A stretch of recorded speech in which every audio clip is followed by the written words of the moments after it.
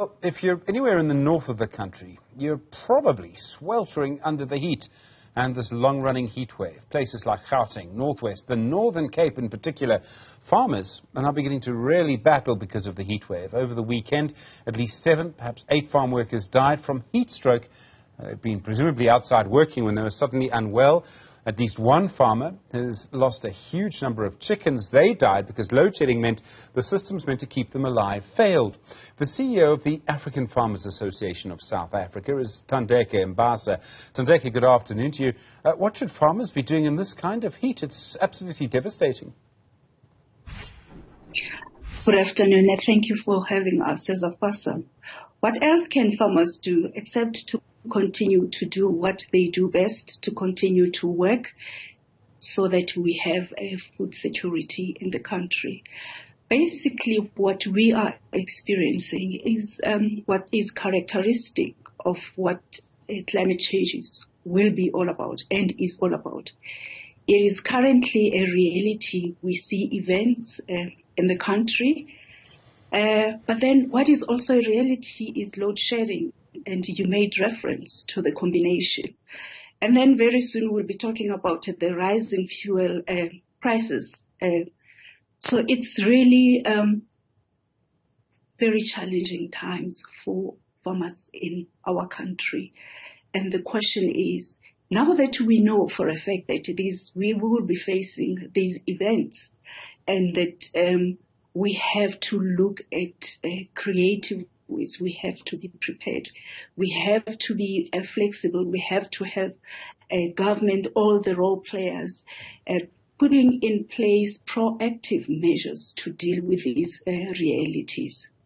One of the problems is just getting enough water on crops during load shedding. How big a problem is that? It is a serious problem. For farmers that are relying on irrigation for their crops, it is a problem. You will know that Water Affairs has schedules in certain parts of the country for farmers to access their water allocation.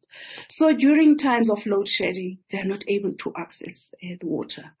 And it means in many parts of the country, especially crop farmers, have somehow missed their irrigation schedule, and they are looking forward to rains. Now, the tricky part is we are told by scientists that we are transiting from a La Nina to El Nino. So we know for a fact that very soon we're going to be experiencing droughts, rise in temperatures in many parts of the country. So if those rains do not come to compensate for the missed irrigation periods, there will definitely be a negative impact on crop farmers, but for livestock as well. So, I mean, this is going to have all sorts of impact. Is there anything people are able to do? Very difficult to move water around without a pump. Look,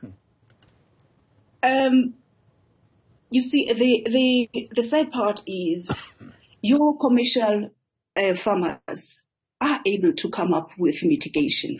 They are able to build additional infrastructure, which will be part of adaptation, additional infrastructure so that they're able to capture water during rainy seasons. But for your smallholder farmers that do not have resources, that would be tricky. So but we worried about farmers, but I need to emphasize as well that we are equally worried about the well-being of the farm workers. And if you can allow me to talk about it, there are small interventions, and if you look at the Northern Cape case, there are small interventions that we saying as a FASA, our farmers need to look into to ensure the safety and the well-being of our farmers.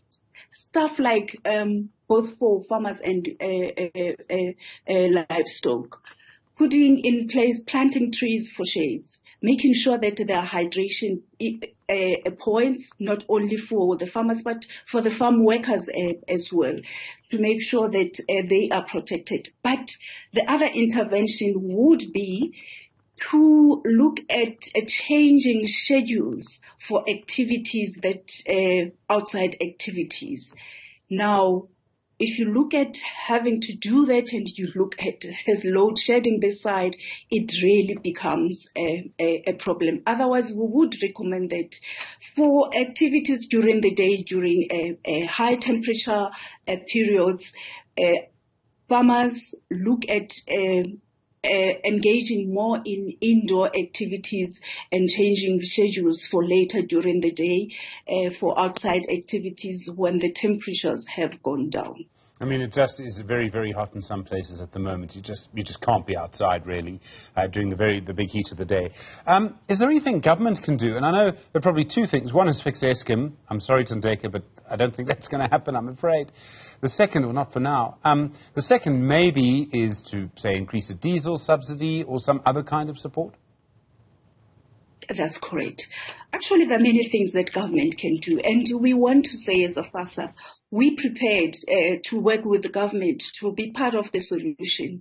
Minister Didiza has been working with all the farmer groups to look at mitigating against the load shedding. But if I can just mention a few things that a government can do. First of all, we need to look at the regulatory frameworks. In cases, for instance, where a disaster would be declared, usually takes a very long time for government to put its processes together to declare an area disaster. But there are also regulatory factors that control, for instance, the use of alternative energy. That is, fortunately, that is being addressed. But then there's this one, and I am aware that the government is working on insurance for small farmers. Correct. Smallholder farmers, all those sectors of within the agricultural sector that are most vulnerable. If we look at recently incidents, how the poultry industry has been affected, the milk industry, dairy industry as well. So I think there's a need for categorization, and this is what the department is doing, looking at the subsectors within agriculture that are most vulnerable, that would have a negative impact if there are no interventions. But from the side, and the good thing is that we do have national frameworks on climate change, on disaster management.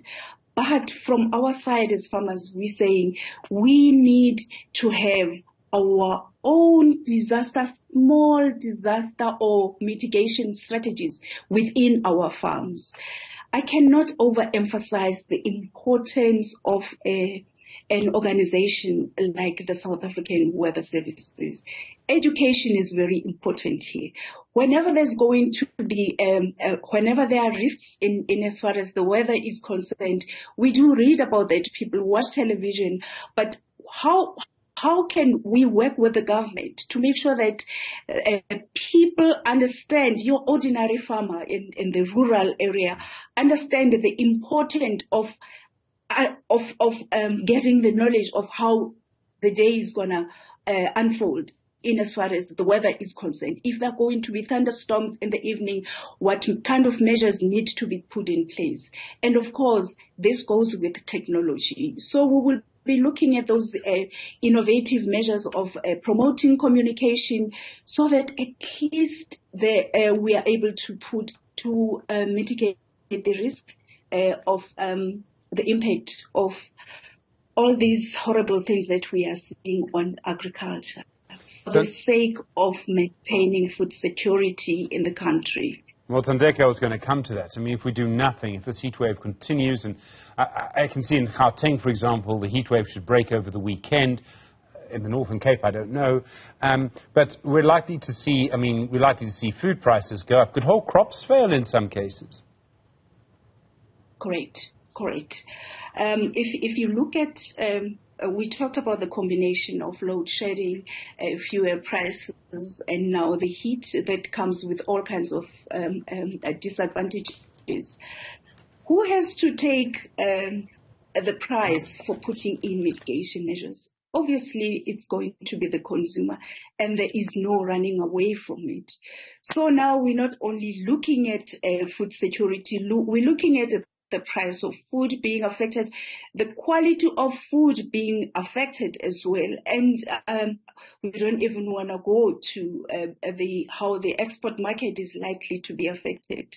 When you combine all these factors, I would, if time allows, talk about the role of our road infrastructure and the fact that we have challenges with our road system. All of those factors, we need to sit down with government and say they are not a once-off event. What measures need to be put in place, short-term and medium and long-term measures, because it is clear that this is the trend that we are likely to see going forward. Thanks very much indeed, Thandeka Mbassa. I really do appreciate the time. The CEO of the African Farmers Association of South Africa.